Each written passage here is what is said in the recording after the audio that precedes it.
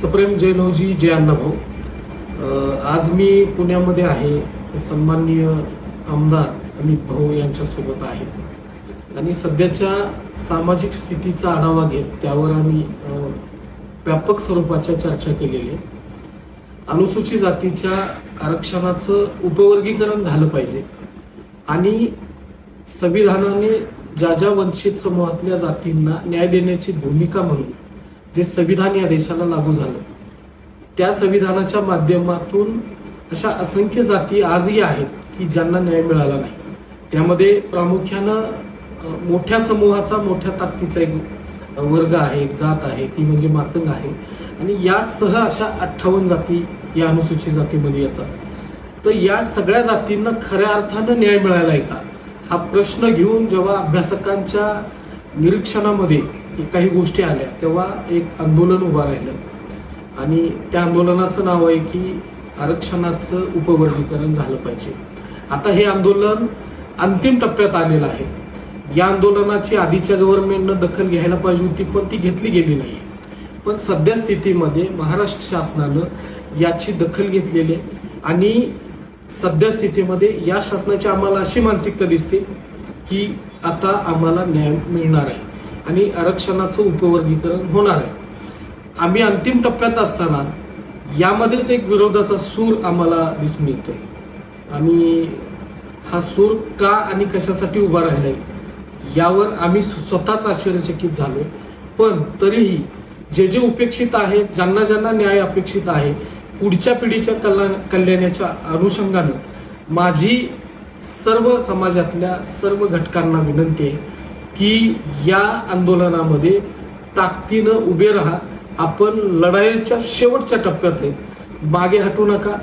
ज्या ज्या पद्धतीनं या आंदोलनाची धार वाढवता येईल मग त्यामध्ये शासनाला मेल करणं असेल, लोकप्रतिनिधींना भेटणं असेल, शासनाच्या काही अधिकाऱ्यांना भेटणं असेल, जन आंदोलन करणं असेल, ज्या ज्या पद्धतीनं तुम्हाला या आंदोलनाची ताकद वाढवता येईल त्या आंदोलनाची आपण ताकद वाढवली पाहिजे.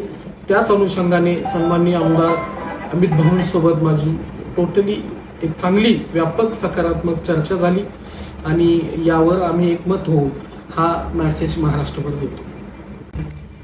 नमस्कार. जय लहुजी जय अण्णाभाऊ. आज खऱ्या अर्थानं संपूर्ण महाराष्ट्रामध्ये 1 ऑगस्ट 2024च्या सुप्रीम कोर्टाच्या अनुषंगानं या सरकारच्या माध्यमातून आरक्षणाचं उपवर्गीकरण व्हावं यासाठी जो प्रयत्न चालू आहे आणि त्याच निमित्तानं आज संपूर्ण महाराष्ट्रावर माननीय साहित्यरत्न लोकशाहीर अण्णाभाऊ साठे यांचे नातू आमचे मित्र माननीय सचिन भाऊ साठे फिरतायत आणि आज त्याच निमित्तानं त्यांनी पुण्यातून या ठिकाणी माझी ही भेट घेतली आणि या ठिकाणी आमची एकदम सकारात्मक चर्चा झाली. यातल्या सगळ्या गोष्टींचा उहापोह या ठिकाणी झाला आणि याच्यानंतर असं लक्षात आलं की डॉक्टर बाबासाहेब आंबेडकरांना अपेक्षित असलेला समानतेचा धागा या उपवर्गीकरणामध्येच मिळू शकतो आणि म्हणूनच या 59 जातीमध्ये अतिवंचित असलेल्या घटकांना या उपवर्गीकरणाद्वारे अनेक वर्षांनी खऱ्या अर्थानं शिक्षण आणि त्याचबरोबर नोकरीच्या माध्यमातून पुढे जाण्याची संधी या आरक्षण उपवर्गीकरणाच्या द्वारे होणार आहे. मला असं वाटतं की काही घटकांना असं वाटतं की उपवर्गीकरण त्यांच्या विरोधात आहे का, पण मला यातनं एकच संदेश द्यायचा आहे की डॉक्टर बाबासाहेब आंबेडकरांना हेच अपेक्षित होतं की आरक्षण हे सर्व स्तरावर पोहोचलं पाहिजे आणि ज्या स्तरापर्यंत पोहोचलं नाही तिथं जर आरक्षण पोहोचलं तर खऱ्या अर्थानं त्या परिवाराचा, त्या माणसाचा आणि त्या येणाऱ्या पिढ्यांचा उद्धार होऊ शकतो.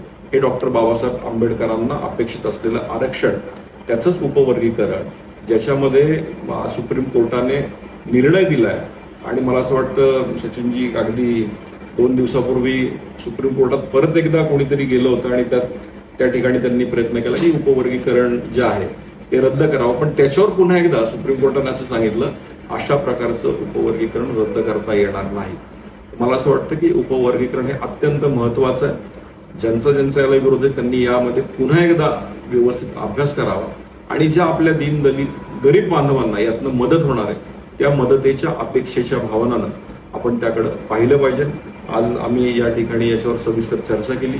येणाऱ्या काळामध्ये महाराष्ट्रामध्ये ज्या 59 महत्वाच्या जाती ज्या उपवर्गीकरणापासून वंचित आहेत त्यांच्यापर्यंत आमचा पोहोचण्याचा प्रयत्न असेल. ज्यांनी माननीय सचिनजींचा आणि माझा आवाज ज्यांच्यापर्यंत पोहोचतोय त्या सर्वांना आम्ही विनंती करतोय की आपण 30 तारखेपर्यंत जो मेल शासनाने दिलेला आहे त्या मेलवर आपण एक मेल खरं पाठवावा. त्याच्यावर तुमची भूमिका तुम्ही सांगितले पाहिजे की हे उपवर्गीकरण का महत्वाचं आहे आणि ते उपवर्गीकरण होत असताना अत्यंत महत्वाची भूमिका आमची सर्वांचीच आहे की हे उपवर्गीकरण होईस तोपर्यंत आपण कुठलीही प्रकारची महाराष्ट्रात मेगा भरती करू नये. अशा प्रकारचा मेल जर आपण शासनाला पाठवला तर मला असं वाटतं हे सगळ्यांच्या भवितव्याच्या दृष्टीने अत्यंत महत्वाचं राहणार आहे. त्यामुळं आम्ही लवकरच आपल्याही जिल्ह्यांमध्ये भेटायला येऊ आणि या उपवर्गीकरणाचा लढा अखंडपणे आपण चालू ठेवू. धन्यवाद.